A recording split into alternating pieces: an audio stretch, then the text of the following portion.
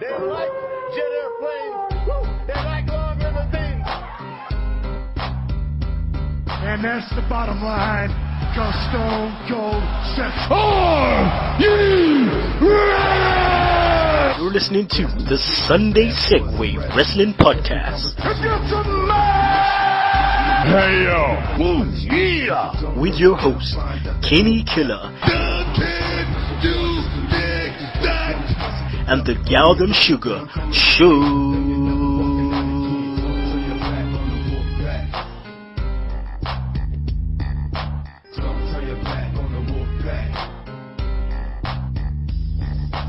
Hello everyone and welcome to the Sunday Segue Wrestling Podcast. It is Sunday. It's episode 28. I am the man of the hour, too sweet to be sour, the one man no Twitter fan, Kenny Killer. And you know, I'm always kicking it with the hashtag tech guy, the Galdem Sugar Shugs. Yo. And people, we have the return. You know what? I'm just going to do it like this. King Bingus is in the building, people. Yeah, here I am. I don't know why I'm here again. What's happened? It means you're doing a good job, bro. That's what it means. And people, we have a new guest as well. The master of the top rope elbow, Mr. Steve Dawson. How you doing, guys? Good to see you. Good to be here. Nice one. Thanks for coming on, brother. Nice one. Thanks for coming on. Well, guys, you know, it's been a crazy weekend. You know, the boxing's been on. United had a near miss. Yeah, it's just been one of those things. You know, people's been still spazzing off Breaking Bad and all that. Oh, stop there. Hashtag no spoilers. Well, you He don't hasn't seen the end yet. You don't have to worry there because I don't even watch it, so I don't know what is going on. I don't even know, but I will get to know. Don't you worry about that. So, Bingus, Steve, how's your weekend been? Yeah, man, it's good. Good. A bit of crossover there, yeah, cool for Steve. Yeah, no, I've been working, day off today, so can have a nice relaxing Sunday, man. Get a Mackey's in, I think. Chill out. The Mackey's on a Sunday. That's what you call too legit to quit, people. Mackey's on a Sunday. I'm going to do a roast myself. Yes, I can cook, Shugs. Okay. I want photographic evidence. Oh, all right then. I'll bust that in. Don't worry. Don't you worry about that. I seen that little Doc Orange you had on Thursday. Yeah, done no. Bad man thing. All right, people. So, just the Twitter followers. Thanks again, all you Twitter followers out there. You know, we're now up to 173 strong. Just added right now. That's at Roofstar. Also at Matt Technique 23. Thanks for following us. At Team CM Punk PMA. You know, just tweet us. Please tweet us like King Bingus does every now and again, you know. Also, Steve Dawson does the same thing too. We're like a little community out here, people, so make sure you be tweeting us. So follow us as at Sunday Segue, Segue spelled S-E-G-U-E. Also, email us, please, all your opinions, your views, anything you want. That's sundaysegue@gmail.com. Follow all our episodes on YouTube, iTunes, the Great Podomatic, and make sure you get your mobile, your Android. We burn iTunes, we burn iPod, we burn all them things, we burn iPhone. Just straight Android. Download that Double Twist player. Okay. So yeah, Steve, new guest. Bingus done it 2 weeks ago. Now it's your turn. We have to have your very best Fandango impression. Also, your favorite current wrestler and your favorite wrestler of all time. So, without further ado, guys, Bingus, Shugs, hope you got your scoring cards ready. Can I have the impression from Steve, please? No pressure here. Right. Let's do this. Fandango.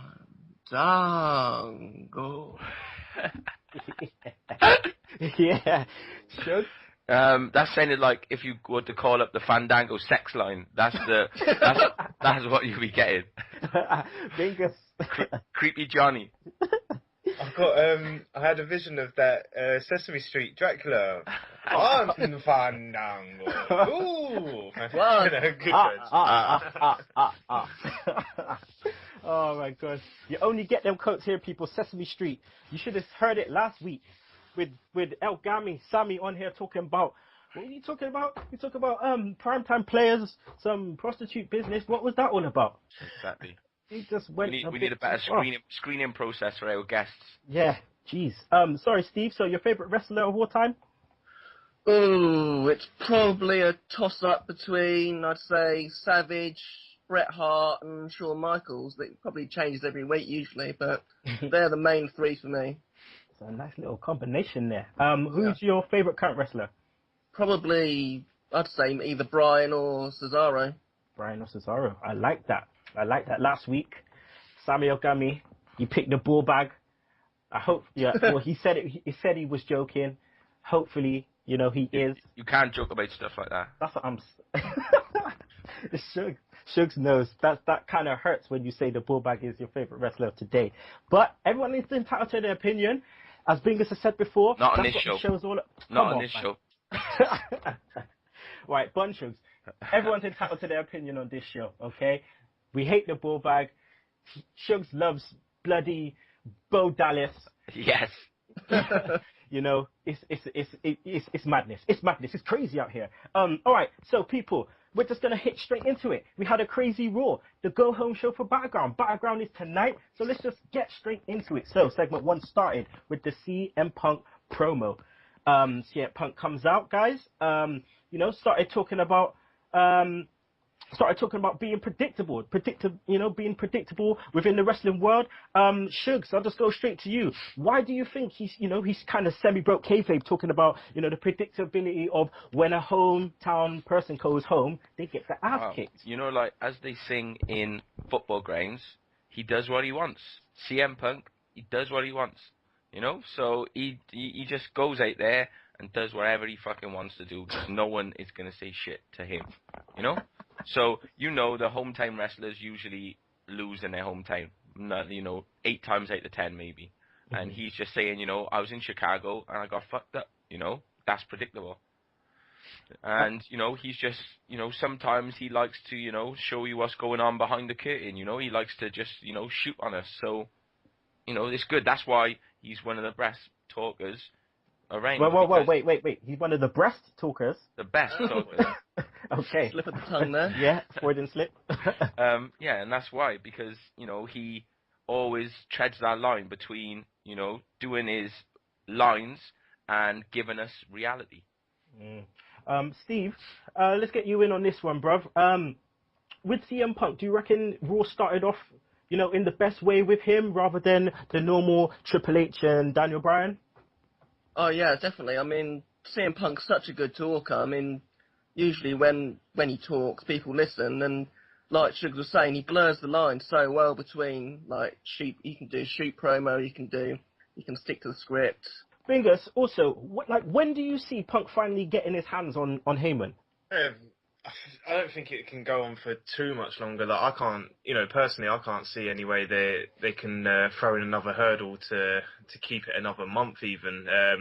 If it doesn't happen sometime on tonight, it's got to be within the next month, surely.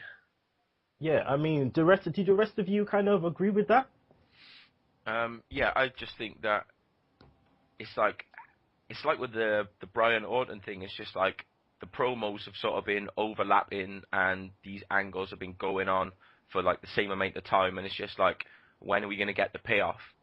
And it doesn't look like it's around the corner, really. It looks like they're going to try and drag it maybe to like Hell in the Cell, and like both of these angles are going to end then. But because they always use the Hell in the Cell as like the final thing, the final match. It's going to be settled in a Hell in the Cell with like no interference, and maybe just Heyman and CM Punk in a steel cage, or in a Hell in a Cell. Or we get an old school where we have Heyman in a cage, suspended on top of the, above the ring, like China back in the day, and Paul Bear, rest in peace. But yeah, this definitely proves to be interesting. But we'll go into what our predictions will be a bit later. But this led on to segment 2 because we had Big E come out, impromptu. This comes out and just starts talking about, if you want aggression, I'll give you aggression. So Bingus, where the hell has Big E been? I think sobbing his little heart out from AJ giving him the big boot. He's been a little bit quiet, but Like I said to you guys when I was with you guys before, I see something happening with Big E. Like I think he's going to be moving up the card, and quite usually when characters just before they start shifting up, they have a little time away, a couple of weeks, just so we forget about the most recent stuff they've been in. Give them a new fresh, a new sort of fresh face to come out to, and hopefully go in a new direction, which is up. Yeah, the only way is up for true. Steve, like, what did you think of the match in a whole? Because obviously everyone looked a bit surprised with Big E coming out. There was zero reaction. So yeah, I mean, what did you think of the match in a whole? I thought the match was pretty good. I mean, I've rated Big E ever since he turned up on NXT. He had the 5 count gimmick, and he's moved away from AJ now, and I think the singles push will do him good. Chugs, do you think like his push is gonna come like anytime real soon? Because you got to look at it like this, yeah. He's being replaced with AJ, okay, by Tamina. Yeah, but I suppose that they just wanted to separate because they're having more of a push on the divas. So they're keeping the divas with themselves. Like, the only one at the moment who's actually working with, like, one of the wrestlers is Summer Rae, you know? And it probably won't be long before they get them on Total Divas. Yeah. So I just think that, yeah, I think Tamina's a better fit because... she's, like China was back in the day. She's that big. She's bigger than all the rest of them. And, like, until Karma comes back or someone like that, I think she'll be a good fit. Okay. Well, I'm just going to put it out here. I reckon Big E's been missing. He's been in the censors looking for a new mankini to wear to try and fit his shit in. That's what he's trying to do. It's where he's been missing in action. I reckon he sold the GTS quite well, though. To be honest, it looked like he took that full force in the face, but he sold that quite well. So hopefully, fingers crossed, Big E Langston. I don't know if he'll be a future, world heavyweight champion, but he's, I do like him. So we just have to wait and see. Right, let's move on to the next segment, which was Fandango.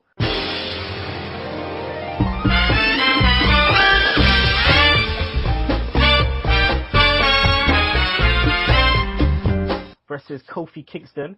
Shugs, before the match kind of started, they showed us like a 30-second thing on YouTube of like how many Thunder in Paradises he does in 30 seconds. How effective do you reckon these videos are like for the wrestlers? Because we saw one last week as well. Yeah, I just think they're using them to obviously promote. Obviously, you get taped, and then you get something, and it seems like whatever's flavor of the month in the WWE. And it seems like they're going strong with the YouTube. They've been releasing a lot of full-length matches. Like, if you look on the WWE page, like, they highlight the videos with, like, a little yellow thing saying it's a full-length match. And they've been releasing, like, Royal Rumbles and, like, some of, like, the quite famous matches that you can just watch on YouTube. So it seems like they're putting a lot of content onto the channel. And I think these are a good way to just, put stuff into the show, and with the Rob Van Dam as well. And I think it's good. Okay. Steve, I've kind of felt that this match was slow. Why do you think that was? Well, basically, I think Fandango's stuck in a bit of a rut at the moment. I mean, he came in and he got his big push and he got to beat Jericho at Mania, and then he got his concussion. I mean, it's just totally derailed him, and now they don't really seem to know what to do with him. They're just sticking him with Kofi Kingston. He's had matches with R-Truth. He's just facing all of the sort of mid-card filler guys. He's just moving from one to the other. He hasn't got any direction at the moment, Fandango. Yeah, it's a bit sad because we spoke last week. We spoke 2 weeks ago about Fandango, being in this. Last week we said he should have the IC title. Towards the end of this match, we saw Bray Wyatt come out. Biggest. What did you think of Bray Wyatt coming out? Because I was left kind of wondering, like, what the fuck is this all about? Yeah, I think it's about time that Bray Wyatt, started doing something else. It's been a couple of weeks since he made Kane disappear, and he's just been sort of dotting around since. This might give him a bit of focus and something for us to focus on him. Something other than just random appearances and one week doesn't sort of lead to the next at the moment with Wyatt. So hopefully this will sort that out, and we see a nice little continuation with him now. Okay. Well, this went on to they've announced the match. They've announced the match for Battleground. So at Battleground it is going to be Kofi Kingston against Bray Wyatt. So that's on the card now. So it's definitely on the card. So I was right to put it in the run sheet then. Yeah, it's definitely on the card. Okay, because you know how these people like to wait till like literally the last minute, maybe not even tell us at all, and then all of a sudden we're watching the pay-per-view, bam, here comes an impromptu match. They announced it on Smackdown, but there was no like challenge of a match or like we're gonna fight or whatever. It was just like they're having a match. So why do you think they didn't do that? Why do you think they just didn't get Rene to interview Kofi and say, oh, the Bray Wyatt came out at the end of your match. What's your thoughts on that? And he just challenges him. Why didn't you just do that instead of? Because that would make sense. I just like that answer. That's it. We'll just leave it there. Okay, so after this, we went to the first segue view, people, which was Orton and Brie Bella backstage. Orton again just going in on Daniel Bryan, guys. Bingus, will we see Brie on Daniel's arm, in the near future, anytime soon? Yeah, well, I don't know where to go with this. This has got me thinking a little bit. I can see it made perfect sense for Daniel Bryan to have a hot chick on his arm, valet, a nice little arm piece, complete a nice little package you'd have there. But then at the same time, this is WWE. We should be seeing a swerve, especially when there's a wedding involved. Like, this ain't going to be straightforward, is it? Like, are we going to see the fact that she's been sucking on the Viper for the last couple of weeks? It's all going to end up being a screw job against Bryan? Or is it going to be like a double bluff, like where we're going to be led into believing that it happened and it actually wasn't? I don't know. I just see a lot of potential different angles coming from this, and hopefully none of them being the obvious. Yeah, I know what you mean. Or we might just see, Kane just come from underneath the ring at the wedding and just, as he does in every single wedding,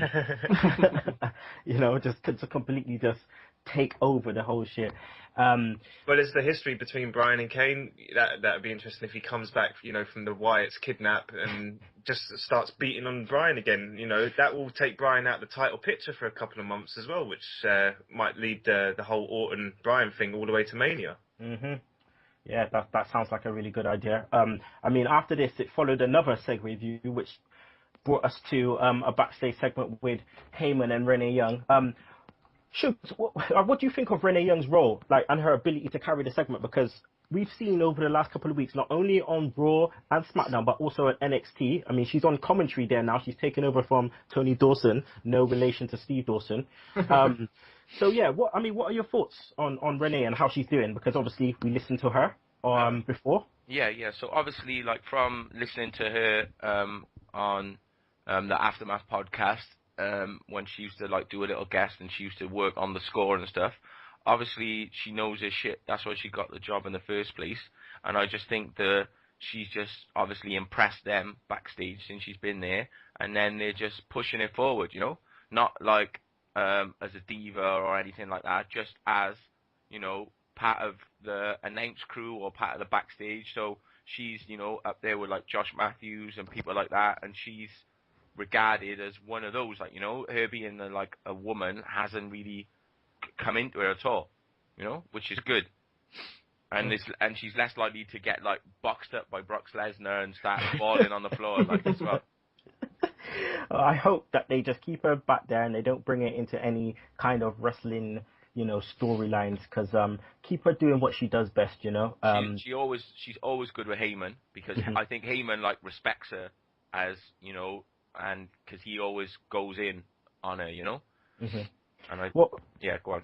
Yeah, no, I was going to say, over the last couple months, we've always said, whenever Renee's about, someone's ass gets kicked, and she kind of prompted us. She said, well, Axel is hiding behind here, and, Ryback is hiding behind here. Someone ready for who's ready for a beatdown. Sorry, Bingus, carry on. Say what you saying? Yeah, man, I love that little touch. Anytime Heyman's on the screen, anyway, you should be paying attention. But when she dropped that, it was just sort of I know. I'm seeing it a lot more with this almost like real talk. You know, they're tearing down walls here, there, and everywhere. Triple H and Steph do it. You know, later on when they talked with Dusty, we'll get into that later. Mm-hmm. But just stuff like, you know, like how many times have we seen a backstage interview and someone just like rushing from behind you, like, didn't you see them running down the corridor? Like wasn't there any giveaway? Didn't you see that coming? But the fact that she's gone, that you got one boy, he's just hiding behind that equipment there, and you've got your other guy. I can see him. He's just there. You know, it broke down all the walls, and I love that. You know, I think it's getting more savvy, especially for our bracket of audience. You know, just the language being used, and just that is a prime example of tearing down walls, and I love it. Yeah, I mean, she is doing good. So, you know, we've bigged her up before, and we will continue to big her up. She hasn't made a mistake, unlike Michael Cole. As like later on in the night, he mixes up his words and says, what was it? He says, Dusty's here to get his son, like his jobs for his sons or something like that, or just jobs. He just messed the whole thing up. Michael Cole, take some notes from Rene Young. Next segment 4, was the best segment of all time. Some people might call it cheesy, but I don't care, man. I love a little bit of, you know, characteristics out there. But Los Matadores versus the 3 megabytes. What an entrance, Steve. What an entrance. Oh, it was good. It's good fun. It's good fun. I mean, I'm liking it back to when Brodus Clay came round. As everyone was expecting this big, huge guy to just come in and destroy everyone, and he was the Funkasaurus. I mean, when it's a PG product, you need gimmicks like this. I'm not going to go and say I'm a fan of Los Matadors and little El Torito, but yeah, it was quite fun. I mean, Primo and Echo, they can go in the ring, but I always found that their character was just lacking, and I think this will do well for them. Mm-hmm. Yeah, I agree with you on that one. But Shugs, was that what you was expecting? Well, yeah, I think so, because people were just like, I think people were jokingly saying that this was what's going to happen, and then it just actually became a reality. They were just like, oh yeah, because they keep mentioning the ball, maybe they're going to have like a little ball, and it was just real, like, you know. And when he comes running down with his like horns, and he's like going, and they're doing the, you know, with the red bloody sheet or whatever it is, yeah, you know, it's just funny, like, you know. Bingus, I'm just gonna throw it out there. I raw thought it was Rey Mysterio, like he got shrunk in the dryer or something, and he just ran out. And I was thinking, yo, alright. Let's just bust out some names and say who we think it looks like. I thought it was Rey Mysterio, number 1. Then I thought, wait, he looks like a little midget Mantar. Yeah, it definitely looks like Mantar. Any more? I haven't got any suggestions to what he looks like. I haven't gone down that route, but that little guy is one little pinball motherfucker. Did you see him bouncing all around the ropes, man? I had to go back. I looped that about 3 times, man. I loved watching him bouncing around. And yeah, man, these El Matadores is perfect wrestling characters, man. Like Steve says, Brodus Clay, Fandango, you know, all these over the top, cartoonish characters. That's what wrestling's about. Like it or not, like, if you don't like it, learn to love it, because these characters are wrestling. Yeah, couldn't said it any better. By the way, El Torito is our mascot for the Sunday Segue. He is on our header page on Twitter. Until something better comes along, until the boogeyman comes back, he is there. Okay, El Torito jumping around like an absolute boss. A little bit of a stereotypical kind of racial bit to it, though. How stereotypical do you get with the names, though, Steve? Diego and Fernando. I don't know which one's which. You know, do we know which one is which? Which one's Epico and which one's Primo? I wasn't really paying much attention. Michael Cole seems to think that the taller one is Fernando, which is Epico. Yeah, Epico's the taller one. Yeah. Yeah, I mean, there's always been sort of racial stereotypes in wrestling. I mean, Del Rio, he's like this Mexican aristocrat that looks down on everyone. You've got the real Americans who are like we the people gimmick. They look down on immigrants and stuff. So I think that sort of stuff has always been in wrestling. Shugs, what do you think of their finisher? Because I know, you like to see a new finisher, so let's get your thoughts. Yeah, like I thought that it looks quite well. It doesn't really look like devastating, but it looks well. Like they pull it off well, and it's always good for tag teams to have like a tag team finisher rather than just like somebody to get in the ring and like make the pin. Because like if you think about like Shield, they got the triple power bomb, but like as a pair, they haven't really got a tag team finish, and really like primetime players. And you think about most of the tag teams, they don't really have like a specific tag team finish. Yeah. Well, I'm just gonna put a little nostalgia in people's minds. You 20+ wrestling fans. I have SummerSlam 1990 up on YouTube right now because I will be going back to SummerSlam 94 in the words of, but a nice little finisher there to open the show. Power and Glory, Hercules and Paul Roma, a little suplex off the top rope into a splash. I want to see something like that. Until we see something like that, forget it. Or just someone bring a 3D or something, just something, more devastating. We ain't seen a devastating tag team finisher in a long time, but it just kind of relates to the fact that tag team wrestling isn't their main priority right now. Is that right, guys? Definitely. Right. No, it hasn't been for a long time.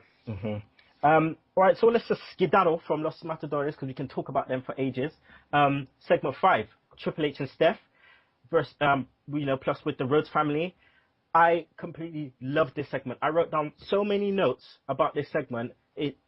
Where can I start? Shugs, let me just say this, right? What was your thoughts on the view of Steph and Triple H just coming down together, hand in hand? What was your view on that? Yeah, I think like we were saying, like Stephanie has just got better as the weeks have gone on. She's like sort of grown into the role because like a few weeks when her dad was still there and she was doing that fake crying, she was like the worst person on TV. But then now she's like almost better than Triple H, I would say. She's like the best heel on the show, especially when she was going in on Bigshow as well. I think she's doing like a really good job. Yeah. Anyone else got anything to say about Miss Steph McMahon? Hot. I love the way she's a little bit hot.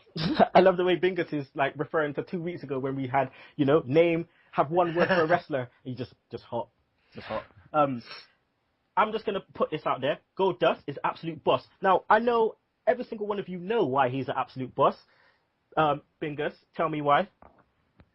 Is it because when we look back at this segment, he's always going to have his makeup on? There you go.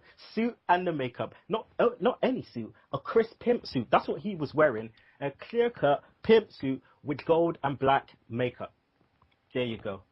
I wish I could support him more. I've got personal beef with that guy. Oh, tell me. Hey. Right. Okay, here it is. A few months ago, well, maybe about a year or so ago now, I asked him on Twitter, are you still looking for a match at Mania with your brother? Mm-hmm. He says no, that boat has sailed. And I said to him, okay, cool, thank you for answering, and thank you for, because he done the Rumble surprise, thank you for being at the Rumble. And then a couple days later, I saw another message, I went to tweet him, I got blocked. I was like, what the hell is that about? And then I managed to weasel my way into a conversation with him and some other fan. I was like, yeah, man, I don't know what's going on. He blocked me because I asked the question. I said thank you and thank you for the Rumble. And then he blocked me. Then he sent me a message saying, you got blocked because you're an arsehole. Deal with it. So I was like, all right, cool. Look, I'm sorry if you think I've caused you any harm or like I've insulted you, but please, basically, just like, when you talk to your women, if I say something and it can be taken 2 ways, one of which is funny, one of which is to like be harmful, it's always the funny one, okay? I don't mean to go around bashing people like that. And he just said something again, something like, stop like that being a keyboard warrior and just shut my mouth and go down to my mum's basement or something. Oh, Goldie. Oh, very good. Yeah. So now I see him with this. Yeah, I can't fully enjoy him anymore. Like it's Yo, man. Yo, Goldie, man. You just ruined it, man. You just ruined my thoughts of you, bro. Why are you going in on King Bingus? Jeez, what's wrong with you, man? God damn it. Hey, that's bad. Hey, you know what? fuck you, Goldie. I'm just saying that straight. Because that's you. There's no need, okay? There's just no need. Careful, you'll block all of us. Careful, man. No, I got you on there anyway. I'm joking, Goldie. I do got you on there, dog. But okay, I can fully understand why, you kind of got a little bit of, personal beef with my man. But little resentment, yeah. It's just simple. Just put it to this. Just quite a little bit of Americans just don't get the British humor. It's just how it is. Hence why they just don't get it. Hence why things it's like why they wear makeup with a suit. There you go. Okay, so Rhodes family are out with Triple H and Stephanie McMahon. Yada yada yada. Shugs, what do you think of the interactions between Triple H and Dusty? Because there's a lot of kayfabe shit going on right there. Yeah, it was good. Like, obviously, he's just basically saying that he's just pissed off because he couldn't make it in the WWE, and like he wasn't big outside Florida and different stuff like that. So all the shit that like sort of like what is not true, and if you know your shit, you know it's not true. But then it's like that's the sort of the WWE line on stuff. Like, they create their own history because they fucking own everything. So he was just trying to squash him, but then it goes down with the way that they, like when Cody said they've been holding back the Rhodes family and Vince McMahon never liked him. I mean, there was the famous like talk to the hand by Dusty on Steph, like, and obviously we didn't do the Deli Dirt Sheet earlier because we haven't got that much time to do it, but I'll just put it in there. Backstage, Steph was actually upset with Dusty for doing that because obviously that wasn't in the script, and as we all know, Dusty Rhodes, the American Dream, likes to go off script. So yeah, because what did Triple H say? Watch yourself, old man. Yeah.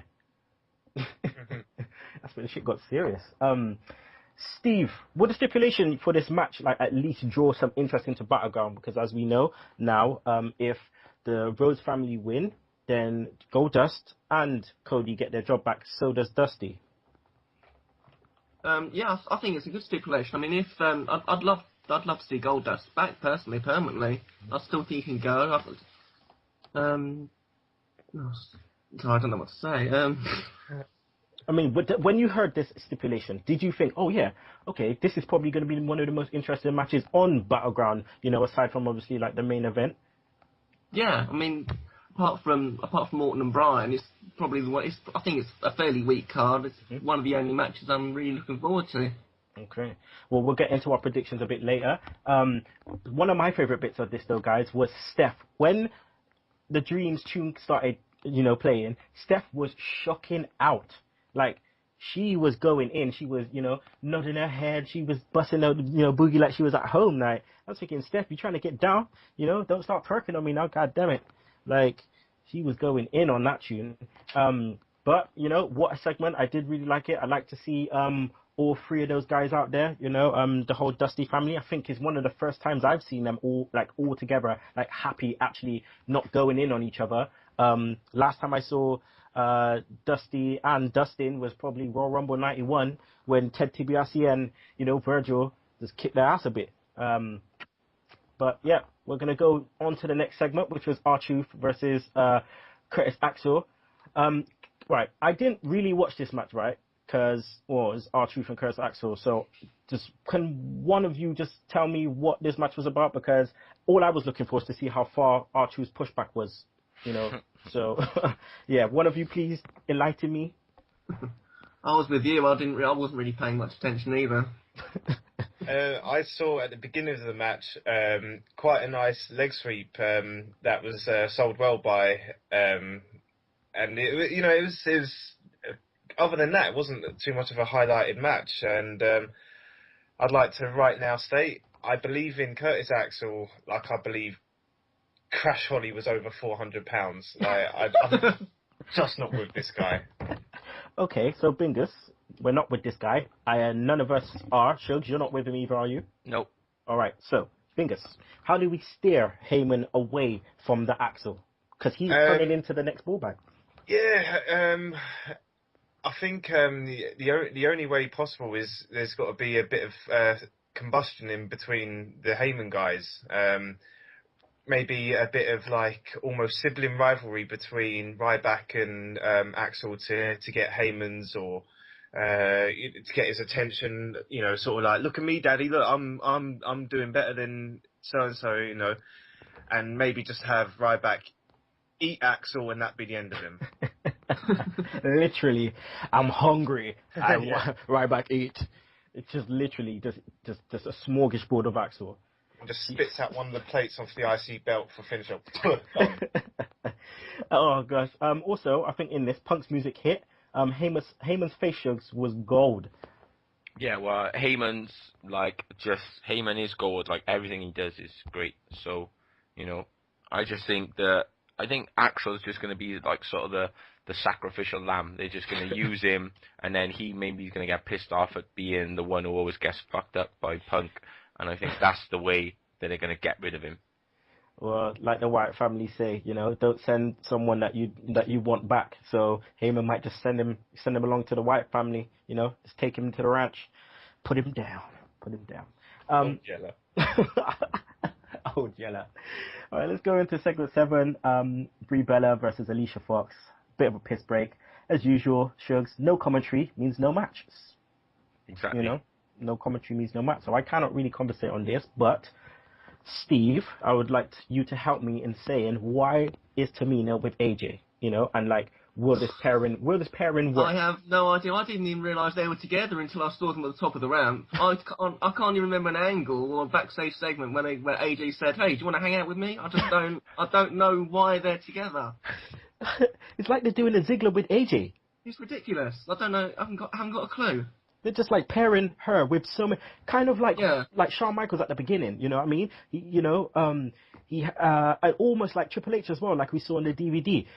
He was with Sable, he was with Chyna, he was with Mr. Hughes. At one point, he was with Mr. Perfect. It's like they're doing the same with AJ, just dashing as much people. Like, where's Layla? Just trying to find someone backstage that isn't doing anything. Oh, Tamina, you'll do. Go and stand with AJ on the ramp.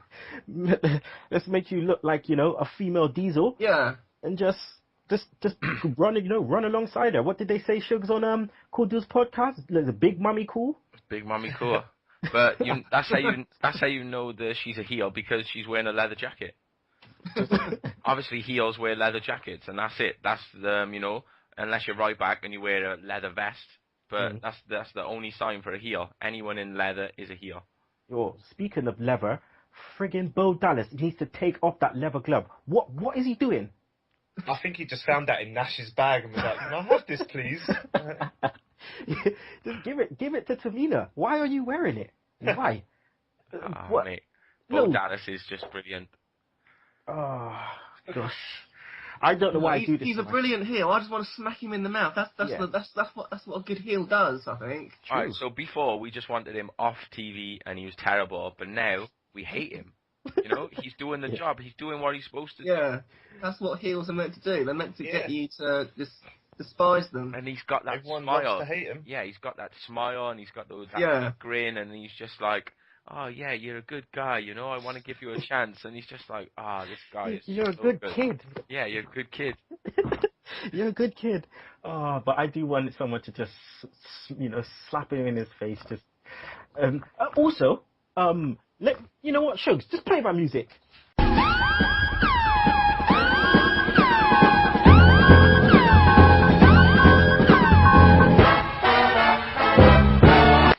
Right, I'm telling you now, why are they trying to fog us off like Sami Zayn actually looks anything like El Local?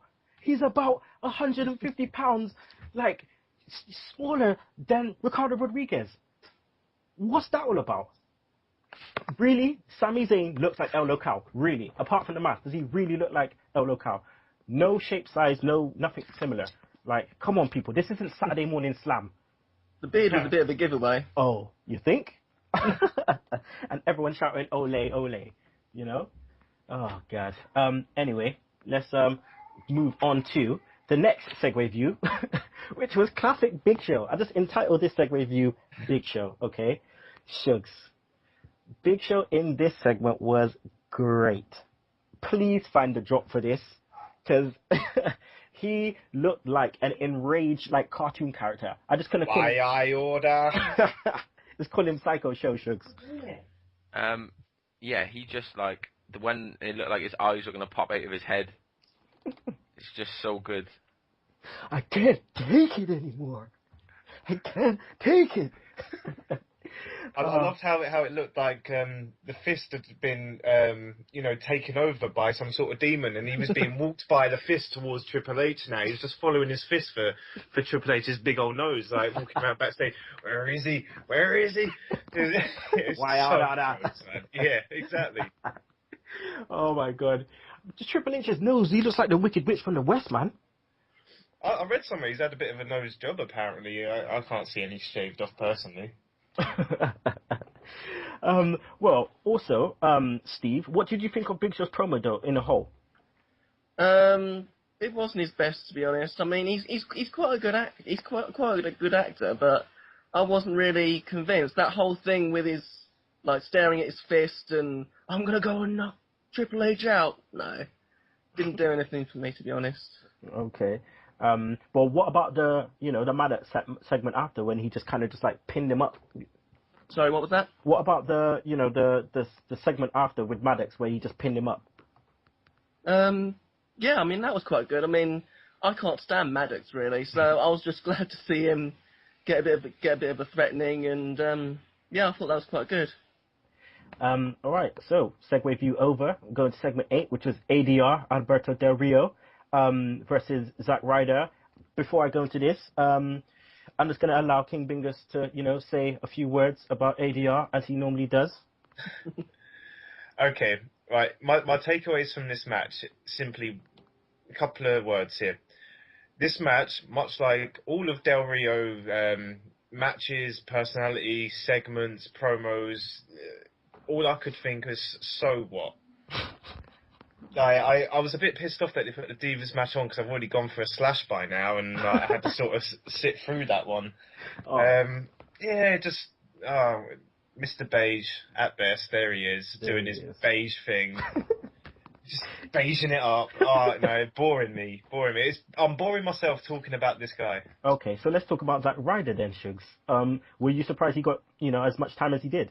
Well, I suppose R-Truth had already been on the show, so he must have been the only one backstage looking through the garbage, and they just got him to go out instead, Because like Sin Cara's injured, Rey Mysterio's not there, so when they went out to the bins and somebody was looking for like the day-old hot dogs, there was only fucking him there. I forgot about the Sin Cara looking through the trash. What the fuck was he doing? What was he doing? Like, I don't even know. He got a broski boot in though, which was again surprising because as they do, like they used to with Sheamus matches, ADR just beats up people and, that's it. But, woo, we already know it. Segment 9, we moved on to Heyman and Ryback proposal. Right, now guys, Shugs, you need to talk to me about this because right now I don't know whether I still am okay with this segment or not because I slightly feel disturbed. Heyman doing what he does best. If he's going to try and make us feel uncomfortable, he definitely did with this point, pretty much spitting game at Ryback. So what are your thoughts on this proposal? Because I still don't know what to think about it. Yeah, I thought it was good because he's always like pushing people's buttons and he's always living on the edge. And like, that's the way it should be. He's just like going in, and you never knew what was coming until right at the end. Yeah. It's so good. I thought it was one of his best so far because it's just the way he just even looks at Ryback, just like he's the best thing ever. Steve, obviously it showed Heyman's versatility and stuff, like the fact that he can kind of go and do this. But how did you feel about this segment? I thought it was quite good. I mean, it was just a really strange thing to have a proposal, and you just think, what the hell's going on here? And then the more it goes on, the more you're thinking, what the hell? And then when he says, will you be a Paul Heyman guy? And you just think, oh, of course, why didn't I see that coming? It's just...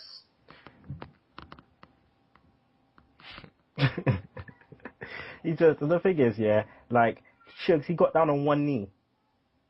Yeah. He got down on one knee. But he loves Ryback. Ryback saved his life, so,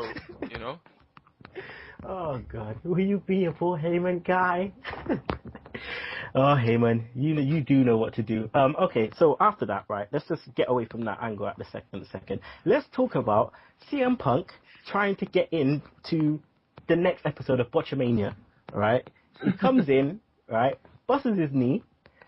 Fingers, at any point, did you think this was a work?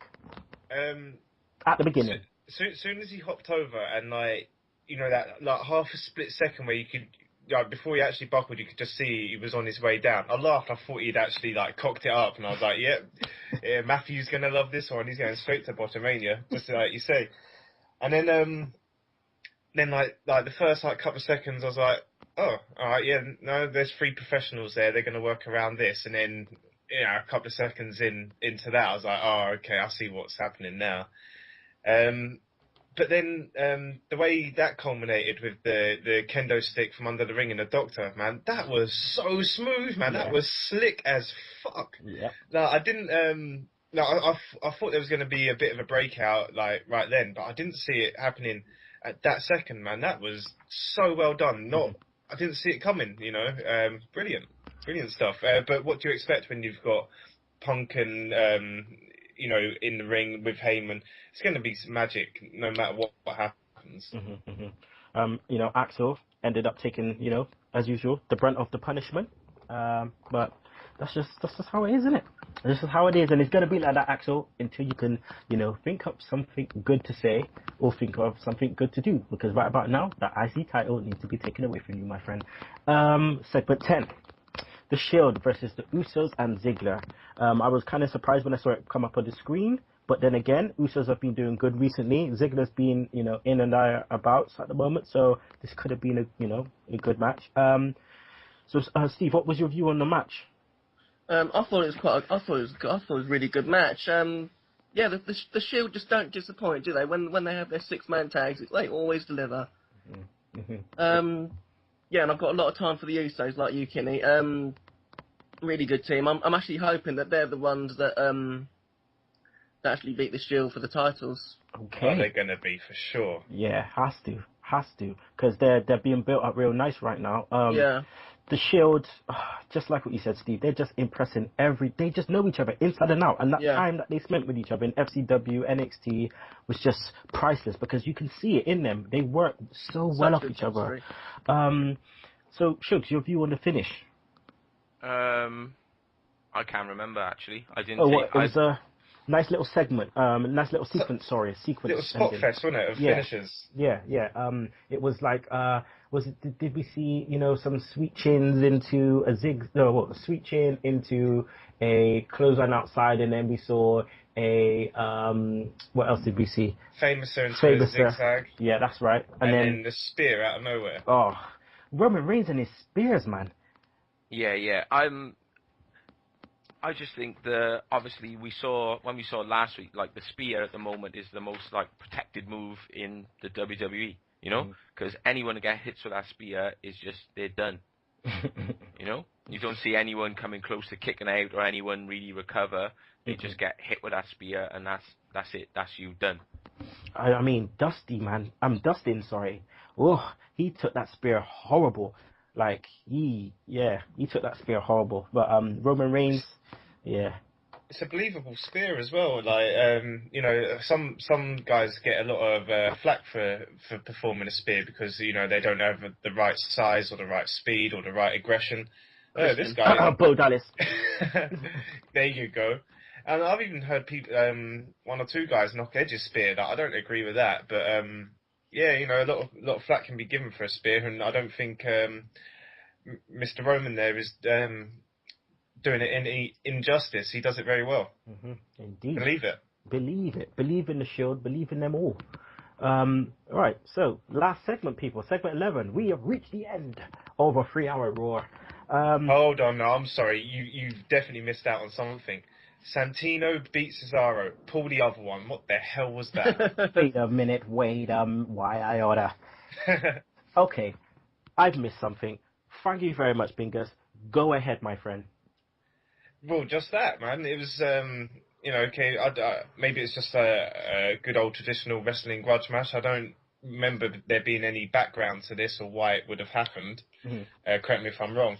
But yeah, I can't fathom why Santino was given a win over Cesaro. It baffles me, man. Like, I'm not a Santino basher or anything like that. You know, he's a good comedy wrestler. He definitely has his place. But yeah, I can't rhyme or reason why he beat Cesaro. Not a clue. Mate, we've all had the same, you know, it's like we keep saying every week, Cesaro needs to just lick his wounds and come back, but I'm hearing in the dirt sheets that they're thinking of turning him babyface just because of the big swing. Ridiculous, man. Exactly. You can't change someone's character because of one move. Like, just, like, as fun as that move is, cut it out, man. Let people want to see it. Make him top heel. You know, let him pick up the legs up and go, no, screw you, I'm not doing this for you. Exactly, it's for me. Let him heal up, yeah. I also missed out a little segue view, which was backstage with, you know, Big Show his ass was gonna get arrested. You know, Steph McMahon, as she likes to do, just completely go in on Big Show. Okay, let's just note down the kind of personal insults. Yeah, you have no money, no mortgage. Yeah, can't pay your mortgage. Then she does the thing of saying, "I spoke to your wife," and she tells me you ain't good in the sack. Why would Big Show's wife tell her husband's boss that he can't get it up? It just doesn't make sense. Thank you, Steve. Thank you. Because Stephanie is that interfering bitch girlfriend of your good friend. She wants to get involved in everyone. She wants to stir the pot. She wants to make everyone pissed off. And she's just like, she's such a good TV character doing this, man. Has this happened to you in the past? Like, you know, their girlfriend, you know, friend, just messing shit up. Yeah, man. It's been a personal thing, and I definitely replaced this girl's face with Stephanie's now, and it just reminds me so much of, like, can you fuck off? Like, you're really ruining everyone's good time here. Oh, good. Okay, now we'll go to segment 11. Orton, Bryan, face to face. Not a contract signing, which sometimes I don't really know why they do a contract signing, because if that's the point, why don't they do it all the time for every match? But, you know, they said they're going to do face to face. Don't know why Jerry Lawler was in there. You know, don't want to get him mixed up, have heart attack and all that kind of shit. But Lawler's in there, nevertheless. Orton, Shugs, goes in on Bryan again, saying, you know, Brie settled for a farm animal than a real man. Yeah, it was nice. I just think, like, Orton, obviously he's quite boring on the mic, but he's, like, stepped up as well. Since he's gone to a heel, I suppose there's more you can say. If you're just going to be, like, a dick, then it makes it easier rather than pretending you're a face when you're not, you know? And that's what Orton was doing for, like, a long time. Oh, I mean, Bingus, this kind of thing reminded me, right, of a heel Mr. T playing Clubber Lang in Rocky 3, just spitting game on Adrian. Like, he's just like, hey woman, why don't you take your pretty little self over here, you know, to my pop and find yourself a real man. Again, just like Bryan, you know, Rocky spazzed out, wanted to fight him. Bryan took it further, started taking up Randy Orton, paid the price, ass got kicked. Steve, you know, do you think it was the right time for Orton and Bryan to get physical like this? Because obviously it ended up with Bryan taking the RKO onto the table. Yeah, I mean, they haven't had much physical contact the last few weeks. I think it was definitely the right time. And It's all right. Well, how about this? Like, I think it's quite unusual that it's good that they've had a bit of physical beating between each other now, like leading into pay-per-view. It's always important to get that going, that momentum, and, you know, get the blood boiling a little with the two. I found it a little unusual, though, of it being such a straight beatdown before pay-per-view of Bryan. Obviously, it gives him that underdog feel, you know, he got pretty badly whooped. Like, is he even going to walk into Sunday night okay? But, you know, normally, the way I recognise it is, you know, before pay-per-view, it's normally, it can be quite evenly matched when there's a beatdown. One guy might end up taking advantage, but that was a pretty solid, like, maybe, 4 or 5 minute beatdown from Orton on Bryan with no real comeback. Bit unusual, I felt. Yeah, I know what you mean. And listen, right, this match now, right, we're going to have at Battleground, I was going to say Battlefield then, Jeez. Yeah, it's an unusual one because we're going into it with the title vacated, and normally how I usually see it is whoever gets fucked up before the pay-per-view is the one that usually goes on to win. Okay. Yeah. But this one, I still don't know whether that's gonna happen or not. We're probably gonna see a clusterfuck somewhere. I'm hearing on the dirt sheets that it's gonna go 25 minutes. So, we just, who knows? But we will all, make sure that we reserve our thoughts for the predictions, which will come after the break. So, guys, that was the end of Raw. Please, Shugs, can I get your Raw rating? I think it was more of like a holding pattern, so I'm just going to give it a 6.5. 6.5, okay. Steve, my friend, out of 10, what is your rating, please? I'd probably go with a 6. 6, a nice 6, just, no 0.5, just a 6. King Bingus. I'd like to start all programming off of a 10 out of 10 and minus off points for all the crap here. So you've got Dry Lunch appearing twice, that takes it down to an 8. You've got Del Rio winning against Zack Ryder, Del Rio being on pro, that takes it down to a 7. You've got the Santino beating Cesaro crap, that would take it down to a 6. You had Brie Bella in a skimpy top, that gives you another half a point. 6.5 from me. I love it. Oh, yes, that's just amazing. I like that. Just work your way backwards. Oh, wicked. There you go. You heard it by King Bingus. Always the one for a good, a good analyzing. Sorry, guys. As Shugs likes to always say, I'm stumbling on my words. I gotta stammer, goddammit. Okay, I gotta stammer. Live with it. All right, people. Well, we're gonna go to a little bit of a break now. Get your umbongo juice.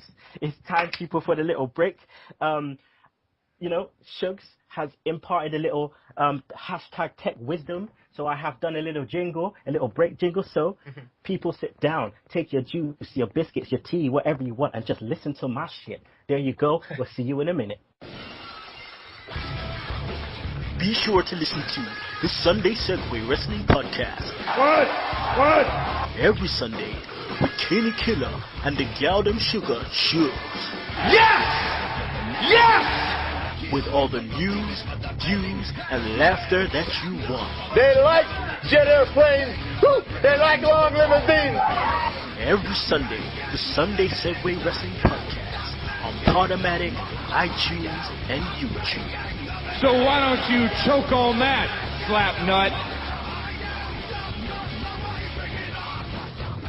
Hello, everyone, and welcome back. Welcome back. We had our juice. Take a little sip. You know how it is. Mbongo tastes nice. Everyone knows that shit. Hopefully, Shugs take a sip of his Vimto as he usually does when he's trying to do the show. So it's Sunday, episode 28. You are listening to Kenny Killer, the Galdem Sugar Shugs.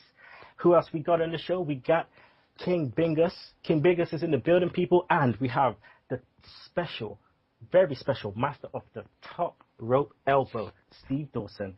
So, hi, guys. Welcome back to the show. You're going to hear one of the best segments of all time because it's Smackdown in 60 seconds. So, roll with it, Shugs.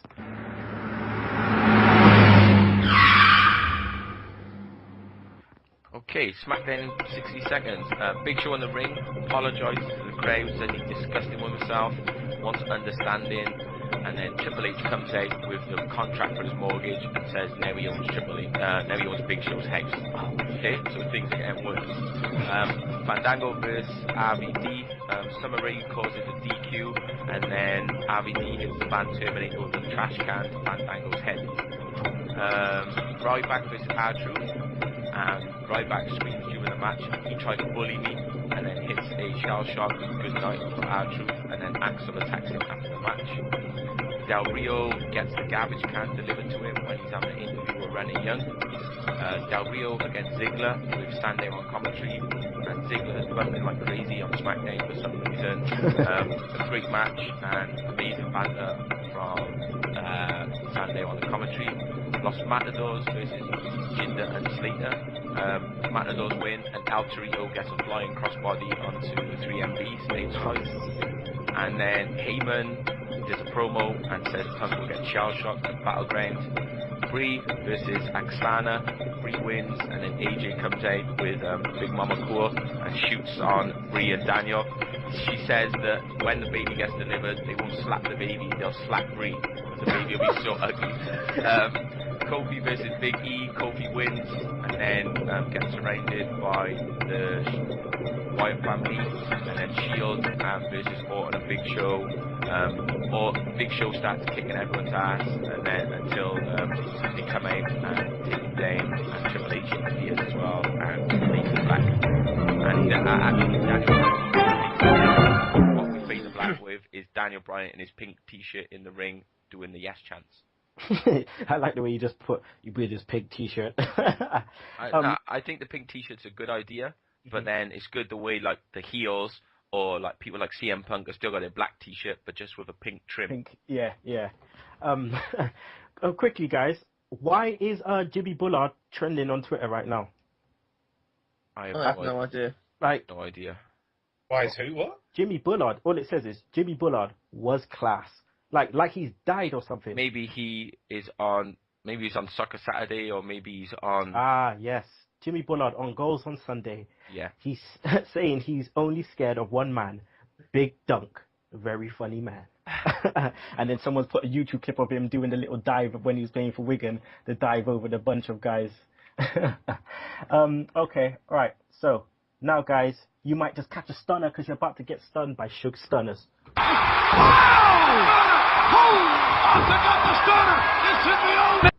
Okay, so Sugs Stunners. It's getting harder with these shit shows. But I'm gonna have to say the jobber of the week, in memory of King Bingus, is gonna be Cesaro. There's no way Cesaro should be losing to Santino. You know, Santino had these comeback matches. He beat a few people, but then he lost. But then why does he beat Cesaro with one of his judo moves? And I just think that, you know, yeah, Cesaro shouldn't be losing to anyone, never mind Santino. Move of the week, I'm going to give it to the flying crossbody from El Torito. So you need to watch Smackdown. From the top rope to the outside against Jinder and Slater. And then wrestler of the week. Who's going to be wrestler of the week? I'm going to go with the big guy, Ryback. The big guy. The big guy, you know, because I think that he's fitting in well to being a Paul Heyman guy, and maybe this is finally the right thing they can get to push Ryback, because they've been trying to push him, and maybe this is the right way. Okay, Ryback takes it down. Right, so guys, we're going to go into the Battleground Predictions quickly. So, hopefully, Sugs has got that spreadsheet open. It's there. See, that's why this guy's a G. He just knows. Right. So, Battleground people, we start off with the kickoff. Right. So, Dolph Ziggler versus Sandow. All right. Why? First of all, I want to know why. You tell me why these two people have any reason to fight on a pay-per-view. I'm silent because I don't know. Just to give them something to do. I don't know. Yeah, this shouldn't be the kickoff. This should be the sod off, man. This is like, what's the point? This sort of. Oh my god, yeah. Well, let's just go into it, man. The kickoff, Bingus. You know, not Del Rio. We're talking about Ziggler versus Sandow. You know, the sort of match. Who takes it down? I'm gonna say Ziggler wins, only to make Sandow, because he's got a briefcase. Ziggler knows about this, so Ziggler will win just to give Sandow that weakness that the briefcase carrier has. Yo, is that playing in your house? Is that playing? Sounds like it, doesn't it? Yeah. Yeah, I've got to tell you, I'm multi-billionaire. I've got my helipad outside, mate, yeah. Buy me one of those, player. Sorry about that, guys. But yeah, I think Ziggler's going to take it, give Sandow that weakness that the briefcase needs, and then maybe we'll see Sandow later. Okay. Well, okay. Sugs, who's taking it down for you? Did Bingo say Sandow? Nah, he said Ziggler. All right, that's what I need first of all. Ziggler. I think that Ziggler's going to win because Sandow has been jobbing out. Simple enough. Steve? Yeah, I'm gonna go. I'm gonna go with Ziggler as well. I think WWE have got in a habit of letting the Money in the Bank winner just lose and lose and lose, and so it's a bigger surprise when they do eventually cash in.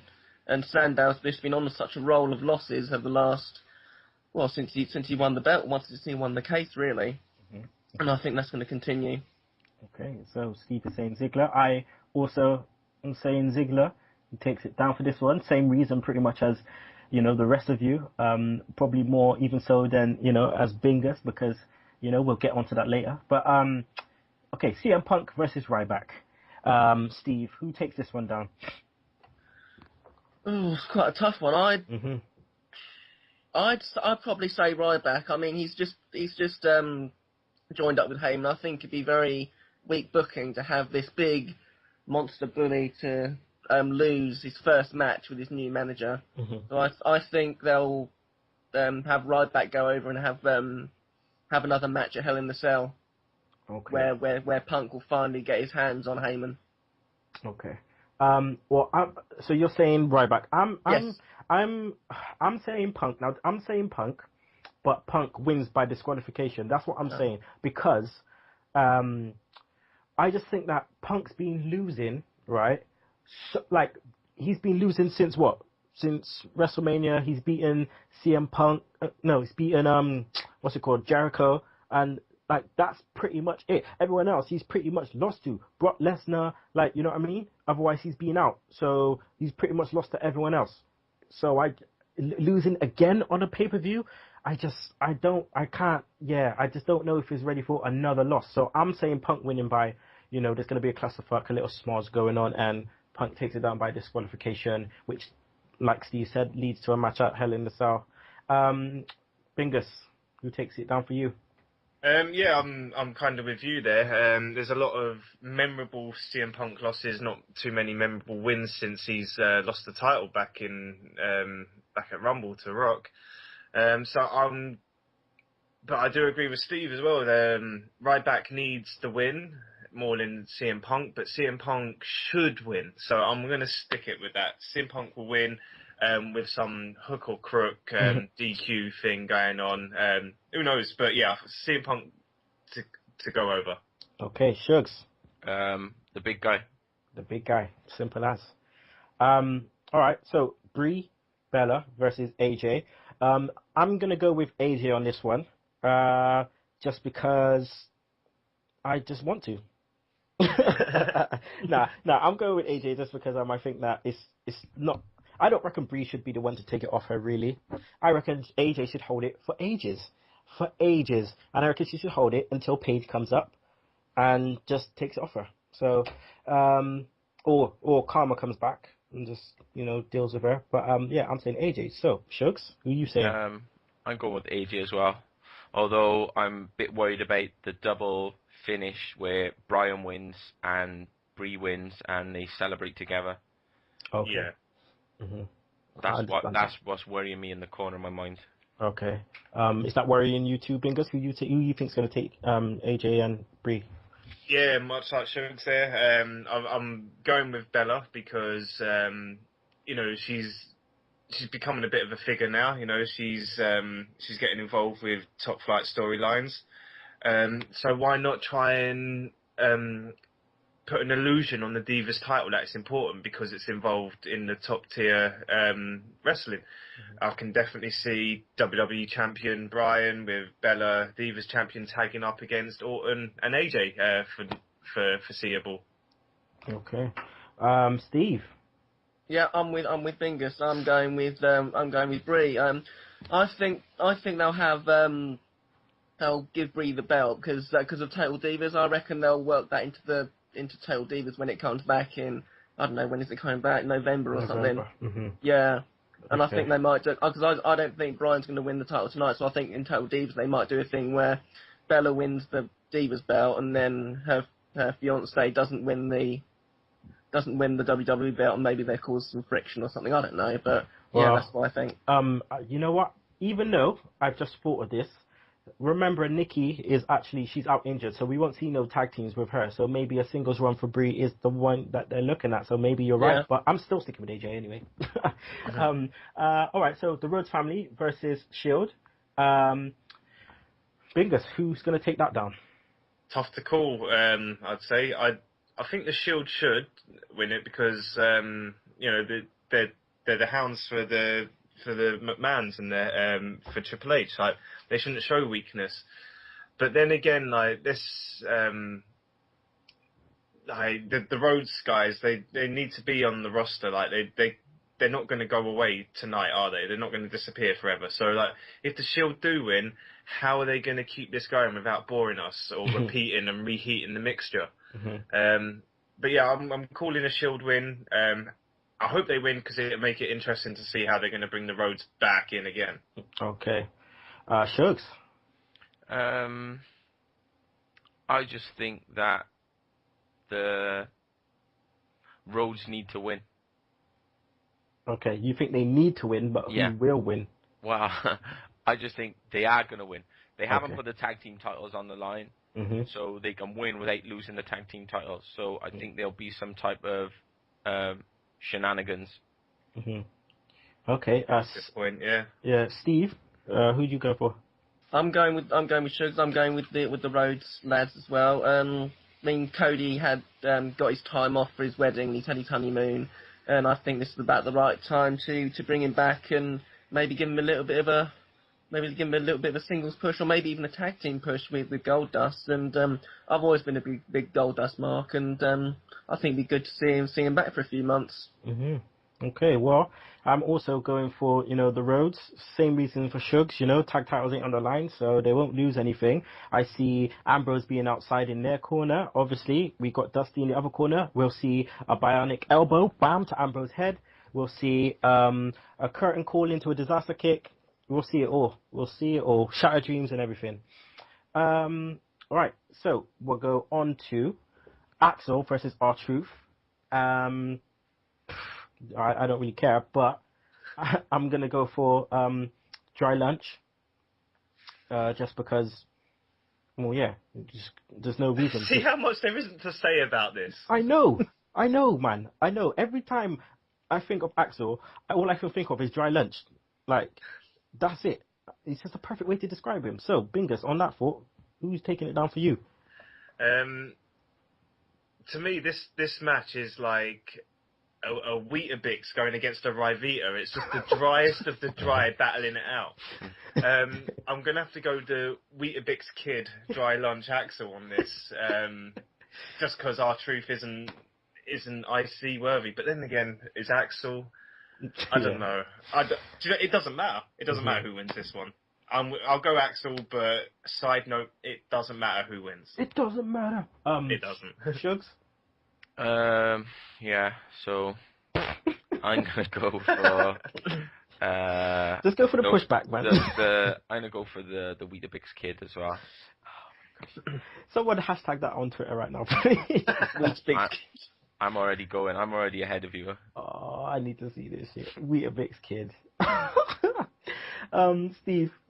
Yeah, I mean, does the Intercontinental title mean anything these days? I mean, it doesn't really, does it? I mean, you got such a boring champion in Axel. It doesn't really matter whether he keeps. I think he will keep it, but I'm with you lot. It doesn't really matter who wins, but I think Axel's going to take it. Okay, Axel. Right, so that's everyone. So Bray Wyatt versus Kofi Kingston. Steve. Yeah, I mean, this is basically just a filler feud, really, isn't it? I mean, I reckon Kane's going to come back in probably the next 3 or 4 weeks and reignite his feud with Wyatt, or maybe he'll even be in the Wyatt family, but at the moment Wyatt hasn't got anything to do, so, he just went out after a Kofi Kingston match and just sort of cut a promo on him, and now they're facing each other, and yeah, they're just going to feed Kingston to Bray Wyatt, I think. Easy Bray Wyatt win I'm going for. Shugs? Bray Wyatt, yeah. Yeah. Bingus? Yeah, Wyatt, and I'm hoping for a Kane return, and I'm hoping he's in the family, man. I will get moist for that. Oh gosh. Well, I'm going with Wyatt as well. No moistness, but Wyatt. I'm going for Wyatt as well. I'll have my tenor lady ready for this one. Not even tenor man, tenor lady. I got them diapers, them big boy shorts going on. All right. So next one is Del Rio, Mr. Beige at best versus RVD. Right now, I reckon RVD's winning this. Okay, RVD's winning this. Yeah. No, right. This is what I say. Okay, I say RVD's winning this. Right. He gets after he wins, he gets taken out by Ricardo and by Del Rio, and then Sandow comes in and cashes it in. So, RVD wins. I'm going with it. Bingus. Yeah, I'm going to go for an RVD win here. I've liked him since he's been back. Give him the championship, man. I want him with the gold. But his contract's up and he hasn't signed a new deal. So, they're not going to put I don't think they're going to put the title on him. They'll put it on him and now. They'll put it on him, lose it straight away. Put it on him. Sandow. I don't know. But then that's copy and paste of SummerSlam then, isn't it? Oh yeah, true. And it's only 2 months ago. I think that Sandow is going to lose. I think he's going to cash in and flop. Oh shit, okay. I know you don't want to be saying that about your man. That. I know you don't want to be saying that about your guy, but yeah. All right. So, sorry, Bingus. Who did you pick to go over? RVD. RVD. And Shugs, who you picking to go over? Dario. And Steve? I'm going with RVD as well. I mean, they've got the hardcore rule stipulation that plays up to him, and I just want Del Rio to lose the belt. I mean, he's just so boring. Mm-hmm. And I think that I wouldn't be surprised. I don't think it will happen tonight. I reckon in the next couple of weeks, maybe Sandow will cash in on a Raw or something, and that will put RVD out for a while. Okay. All right. Well, we're going to go to the main event. Orton versus Bryan. So, Bingus, without further ado, who will be the WWE champion? I hope someone is by the end of the night.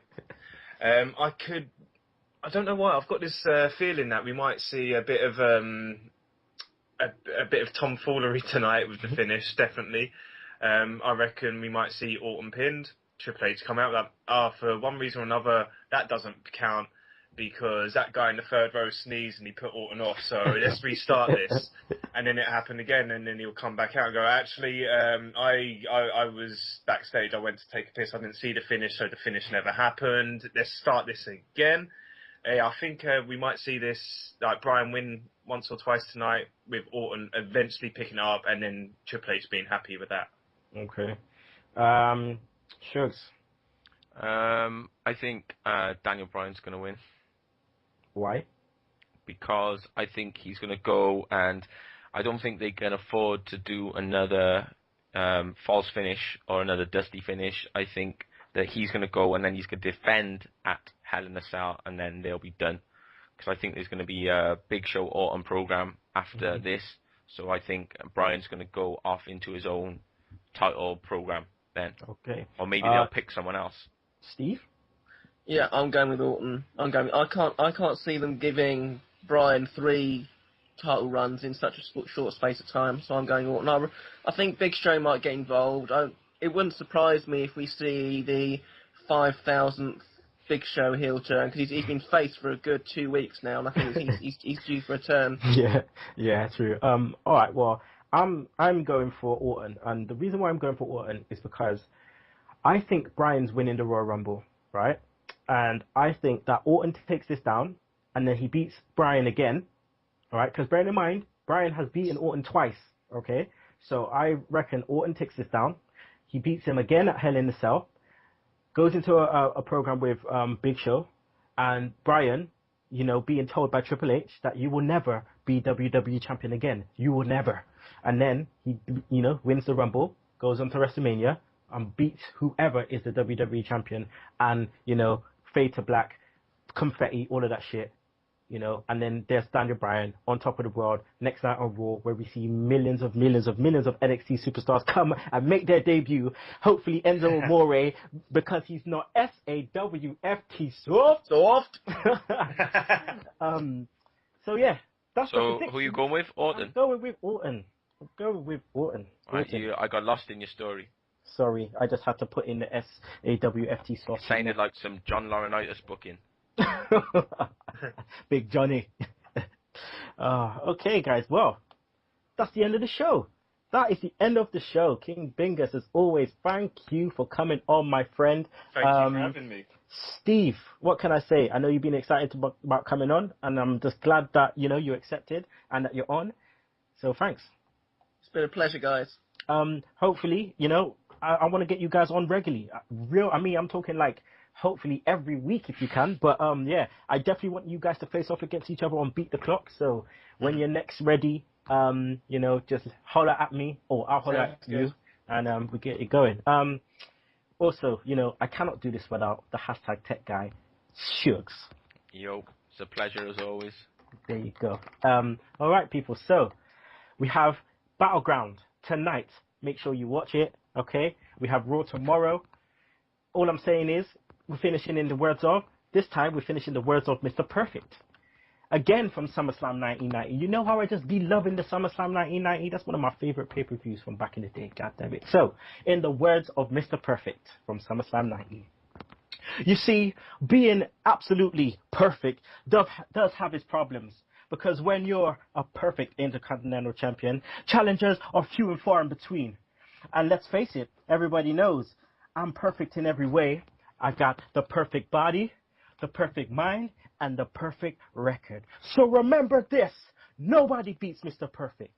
Nobody. And you can choke on that, slap nuts. Woo! I hear voices in my head, they counsel me, they understand, they talk to me.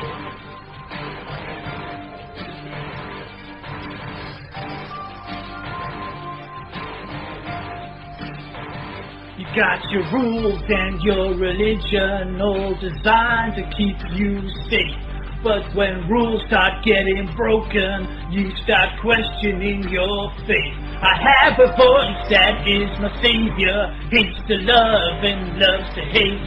I have a voice that has the knowledge and the power to rule your fate. I hear voices crying, I see heroes dying, I taste blood that's crying, I feel tension rising. I hear voices in my head, they counsel me, they understand, they talk to me. They talk to me. They tell me things that I will do, they show me things I'll do to you. They talk to me. Talk to me, talk to me, talk to me. They talk to me, they talk to me. Talk to me, talk to me, talk to me.